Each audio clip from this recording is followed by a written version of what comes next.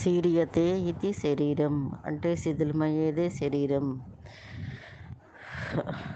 అందువలన చేత ఈ శరీరానికి నామాన్ని అలవాటు చేయాలి. అలా అలవాటు చేయాలంటే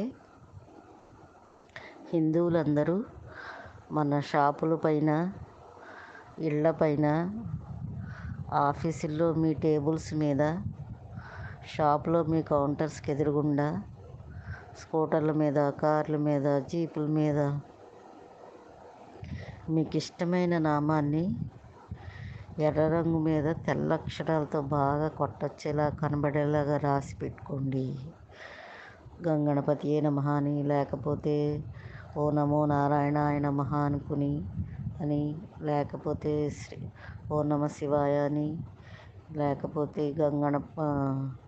సంసరవణ భవాయ నమః అని, దుందుర్గాయ నమః అని, ఇలా మీకు శ్రీరామ లేకపోతే శ్రీకృష్ణ ఏదో ఒక నామాన్ని మీరు ఎప్పుడు ఇష్టపడే నామాన్ని, తలుచుకునే నామాన్ని రాసి పెట్టుకోండి.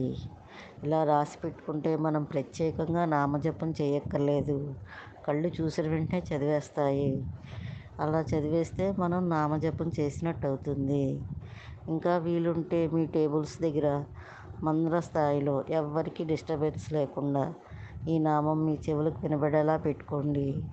ఎప్పుడు మనసుకి అది అలవాటు అయిపోతుంది. మెడలో కూడా ఏదో ఒకటి రోళ్ళు గోళ్ళు, వెండి, బంగారం గొలుసుల్లో స్వస్తికను, ఓమను, మనకిష్టమైన దేవుళ్ళను తప్పకుండా అందరూ ధరించండి. దేవుణ్ణి చూసినట్టుగా, దైవనామం జపించినట్టుగా మన మనసులకి, శరీరానికి అలవాటు చేయాలి.